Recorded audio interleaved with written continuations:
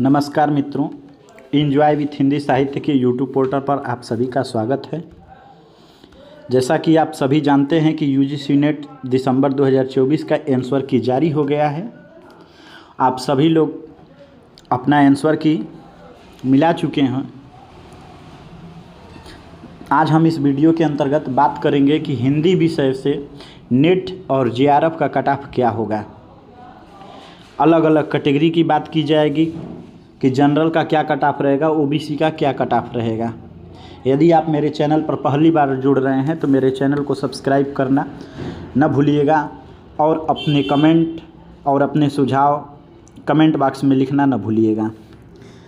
चलिए हम लोग कट ऑफ पर चर्चा करेंगे। उससे पहले थोड़ी सी बात कर लें इस बार के पेपर पैटर्न की। तो देखिए, जिस तरह से यूजीसी नेट का हर बार पेपर आता था, पेपर कठिन भी आता था, डीपली क्वेश्चन पूछे जाते थे, पर इस बार जो एग्ज़ाम दिसंबर का हुआ है इसमें बहुत सारे प्रश्न वन लाइनर पूछे गए थे और वो प्रश्न जो थे बहुत ही सरल थे। अगर पिछले बार पेपर की बात की जाए तो उससे कुछ ज़्यादा आसान था। हाँ, उतना भी ज़्यादा आसान नहीं था, लेकिन पेपर कुछ आसान था। और आंसर की मिलाने के बाद कई बच्चों के नतीजों को देखने के बाद ये पता चल रहा है कि बहुत से बच्चों का जनरल कैटेगरी में 100 प्रश्न से अधिक बन रहा है। 100 प्रश्न से अधिक बन रहा है। तो अब ये तो क्लियर हो चला है कि जनरल में जो कट ऑफ जाएगी जेआरएफ की वो 100 प्लस जाने वाली है हिंदी विषय की। अब उससे नीचे कोई बात बनने वाली नहीं है। यदि आप जनरल कैटेगरी में हैं और जेआरएफ प्राप्त करना चाहते हैं तो आपको 100 प्लस प्रश्न सही हो करने पड़ेंगे।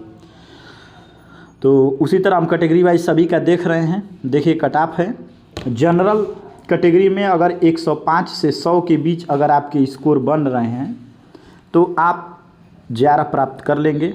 वहीं अगर नेट की बात करें तो नेट में 90 से 85 प्रश्न पर जनरल कैटेगरी में नेट हो जाएगा। वहीं अगर ईडब्ल्यूएस की बात करें तो देखिए, ईडब्ल्यूएस और जनरल कैटेगरी के जेआरएफ के कट ऑफ में कोई विशेष का अंतर नहीं आता है। तो जेआरएफ जो है ईडब्ल्यूएस के लिए 100 प्रश्न से 97 प्रश्न के बीच होने के पूरे चांस हैं। 97 से एक प्रश्न बढ़ ही सकता है, घटने का तो संभावना एकदम नहीं है। 97 प्रश्न मान के चलिए कि 97 प्रश्न सही करने वाले ईडब्ल्यूएस कैटेगरी के जो छात्र हैं वो सेफ जोन में हैं। वहीं अगर नेट की बात करें तो 88 से 83 प्रश्न के बीच जो है ईडब्ल्यूएस कैटेगरी में नेट हो जाएगा। 83 वालों का भी हो जाएगा, 84 का भी हो जाएगा, 85 का भी हो जाएगा, 88 का भी हो जाएगा। तो 88 से 83 के बीच नेट के चांस बन रहे हैं ईडब्ल्यूएस कैटेगरी में।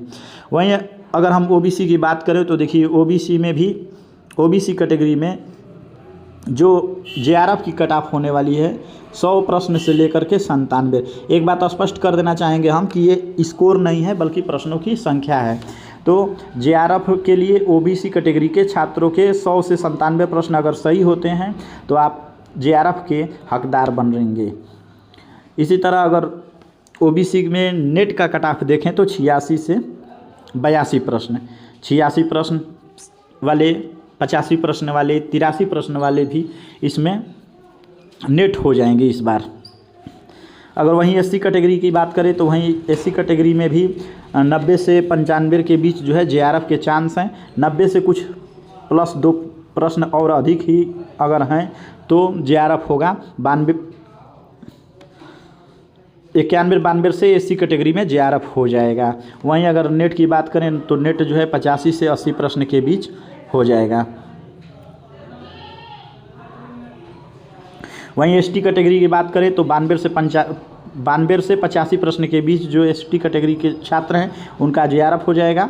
और 80 से 75 क्वेश्चन अगर आपके सही होते हैं एसटी कैटेगरी में तो आपके नेट हो जाएंगे। सभी लोगों ने आंसर की मिला लिया होगा। सभी लोग अपना स्कोर, प्रश्नों की जो संख्या है वो कमेंट बॉक्स में लिखें ताकि एक और वीडियो 1000 स्टूडेंटों के अध्ययन पर बनाया जाए कट ऑफ को लेकर के।